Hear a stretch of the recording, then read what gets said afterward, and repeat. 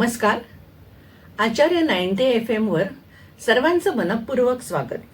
श्यामची आई या पुस्तकातील कथांचे वाचन करत आहोत. आज मी विनिता चंद्रशेखर गर्गे भूतदया ही कथा सादर करीत आहे. राम, तो दिवा बाजूला कर, माझ्या डोळ्यांवर उजेड नको, श्याम म्हणाला. आज बाहेर जरा पाऊस पडत होता, गार वारा वाहत होता, म्हणून मंडळी आतच बसली होती. रोज आकाशाच्या खालीच प्रार्थना व कथाप्रवचन होई. श्यामला दिव्यांचा त्रास होत असे. राम दिवा बाजूला करू लागला, परंतु भिका कसं ऐकतं? इथे दिवा असला म्हणजे तुमच्या तोंडावरचे हावभाव दिसतात आम्हाला. कानांनी ऐकतो व डोळ्यांनी बघतो. तुमच्या शब्दांचाही आमच्यावर परिणाम होतो.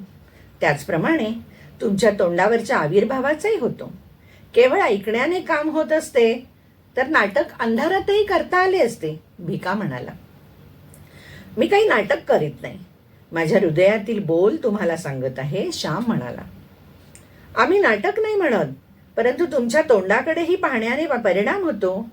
रामतीर्थ जपानात बोलत, ते इंग्रजीत बोलत, परंतु इंग्रजी न जाणणारेही जपानी लोक व्याख्यानाला ऐकाव्यास येत. रामतीर्थांच्या तोंडावरचे हावभाव जणू त्यांना समजून दे, नामदेव म्हणाला. बरे, असू दे दिवा, तुम्हाला ज्यात आनंद आहे त्यातच मला, असे म्हणून श्यामने गोष्टीस सुरुवात केली. एके दिवशी लहानपणी आम्ही अंगणात खेळत होतो. तुळशीचे अंगण भले मोठे, लांब आणि रुंद होते. तुळशीच्या अंगणात एक उंच असे बेहळ्याचे झाड होते. एकाएकी टप असा आवाज झाला. मी व माझा धाकटा भाऊ कसला आवाज झाला ते पाहू लागलो. काहीतरी पडले होते खास. आम्ही सर्वत्र शोधू लागलो. शोधता शोधता झाडावरून पडलेले एक पाखराचे लहानसे पिल्लू आढळले.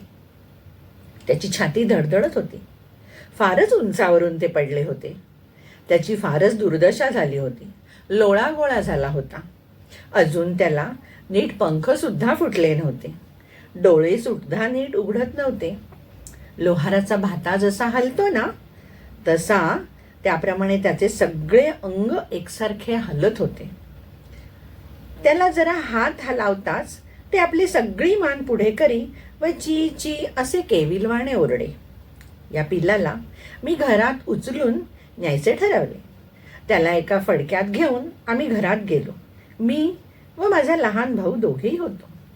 मी कापूस घालून त्यावर त्या पिल्लास ठेवले. आम्ही लहान होतो, आम्ही तरी काय करणार? बालबुद्धीला जे जे सुचेल ते ते करू लागलो. त्या पिल्लाला दाणापाणी देऊ लागलो.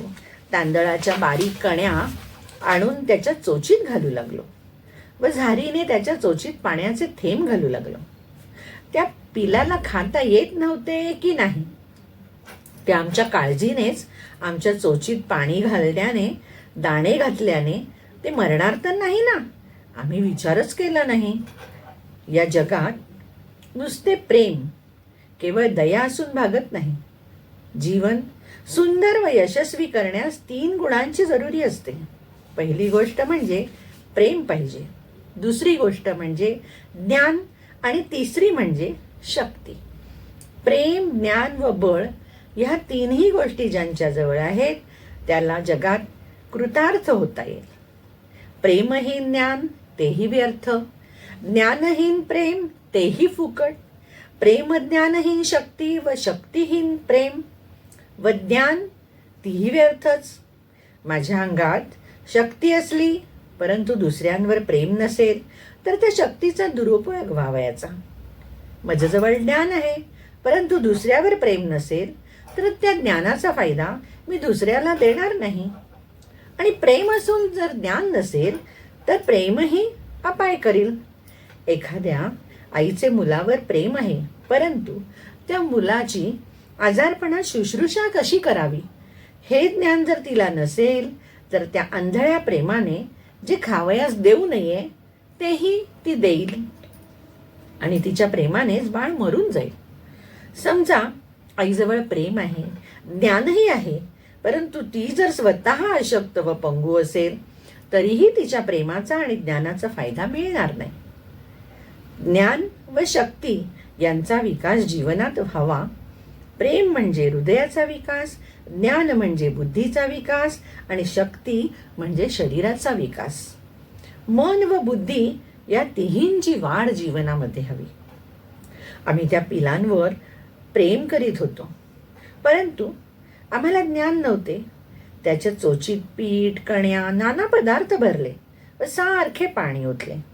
गरीब बिचारे आमच्या अडाणी प्रेमानेच ते बेजार होत होते. त्याने शेवटी मान टाकली. मी त्याला म्हटले, आम्ही तुला पिंजऱ्यात कोंडून नाही ठेवणार हो. तू बरा हो व आपल्या आईकडे उडून जा. आम्ही दुष्ट नाही हो.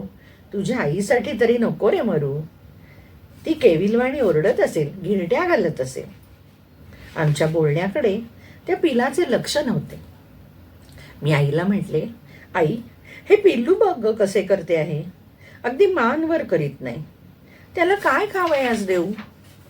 आई बाहेर आली. तिने पिलाला प्रेमळपणे हातात घेतले आणि म्हणाली, श्याम, हे जगणार नाही. त्याला सुखाने मरू दे. त्याला एकसारखे हात लावू नका. त्याला वेदना होतात. फारच उंचावरून पडले ते गरीब बिचारे. असे म्हणून आईने ते पिल्लू खाली कापसावर ठेवले व ती घरात काम कराव्यास निघून गेली.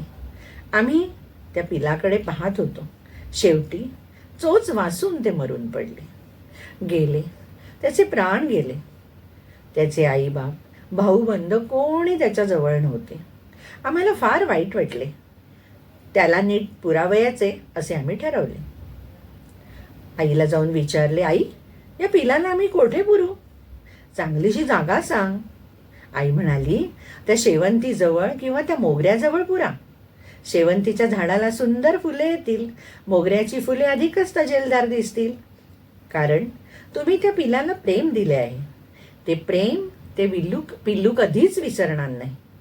त्या फुलात तुमच्यासाठी ते येईल व तुम्हाला गोड वास देईल. मी म्हटले, ते सोनसाखळीच्या गोष्टीसारखं होय ना. सोनसाखळीस तिच्या आईने मारून पुरले, त्यावर डाळिंबाचे झाड लावले.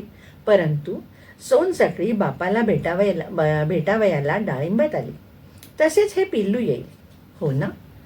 मग शेवंतीची फुले किती छान दिसतील. फारच वास येईल, नाही का गाई.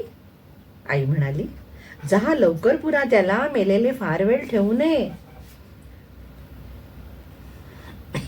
त्याला गुंडाळाव्यास आम्हाला चांगलेसे फडके दे ना. मी म्हटले.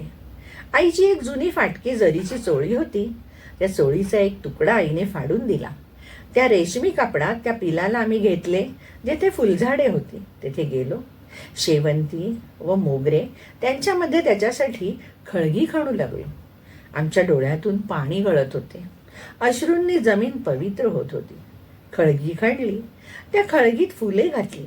त्या फुलांवर त्या पिलाचा देह ठेवला. परंतु त्यावर माती ढकलवेना. लोण्याहून मऊ अशा त्या सुंदर चिमुकल्या देहावर माती लोटवेना. शेवटी डोळे मिटून माती लोटली. मांजराने खळगी उकरू नये म्हणून वरती सुंदरसा दगड ठेवला व घरी आलो. माझघरात बाजूला बसलो व रडत होतो. का रे बाजूला बसलास. आईने विचारले. आई, मी त्या पाखराचे सुतक धरणार आहे. मी म्हटले. आई हसली आणि म्हणाली, अरे वेड्या, सुतक नको हो धरावायला. मी म्हटले, आपल्या घरातले कोणी मेले म्हणजे आपण धरतो ना ते. आई म्हणाली, माणूस कोणत्या तरी रोगाने मरतो. यासाठी त्याच्या जवळ असणाऱ्या मंडळींनी इतरांपासून काही दिवस दूर राहणे बरे. म्हणजे साथीचे रोग असतात, त्यांचे जंतू फैलावत नाहीत म्हणून सुतक पाळीत असतात. त्या पाखराला रोग का होता. बिचारे वरून खाली पडले व प्राणास मुकले. आईचे शब्द ऐकून मला आश्चर्य वाटले. आई, तुला कोणी हे सांगितले. मी विचारले. आई म्हणाली, मागे एकदा ओटीवर ते कोण गृहस्थ आले होते. ते नव्हते का बोलत. मी ऐकले होते व मला ते खरेही वाटले. जा, हातपाय धुवून ये म्हणजे झाले. वाईट नको वाटून घेऊ. तुम्ही त्याला प्रेम दिलेत, चांगले केले. देवही तुमच्यावर प्रेम करीत. तुम्ही कधी आजारी पडलात व तुमची आई जवळ नसली तरी दुसऱ्या मित्रास उभे करील. देवाच्या लेकरास, किडामुंगी, पशुपक्षी यांना जे द्याल ते शतपटीने वाढवून देऊ बाप्पा तुम्हाला आणून देईल. पेरलेला एक दाणा कणीस घेऊन येतो. श्याम, तुम्ही पाखरावरती प्रेम केलेत तसे पुढे एकमेकांवरती करा. नाहीतर पशुपक्ष्यांवर प्रेम कराल, परंतु आपल्या भावांनाच पाण्यात पाहाल. तसे होऊ देऊ नका. तुम्ही सारी भावंडे एकमेकांना कधी विसरू नका. तुमची एक बहीण आहे, तिला कधीही अंतर देऊ नका. तिला भरपूर प्रेम द्या. आई असे सांगत असता गहीवरून आली होती. माझ्या वडिलांजवळ त्यांचे भाऊ कसे वागले हे का तिच्या डोळ्यासमोर होते. का नेहमी ती आजारी असे तरी तिच्या भावांनी तिला हवापालट करायला कधी नेलेच नाही म्हणून तिला वाईट वाटत होते. तिच्या भावना काही असोत, परंतु ती जे बोलली ते सत्य होते. मुंग्यांना साखर घालतात, परंतु माणसांच्या मुंड्या आवळतात. मांजरे, पोपट यांच्यावर प्रेम करतात, परंतु शेजारच्या भावांवर, मनुष्यांवर प्रेम करत नाही. हे आपण पाहत नाही का? धन्यवाद. Acharya 90 FM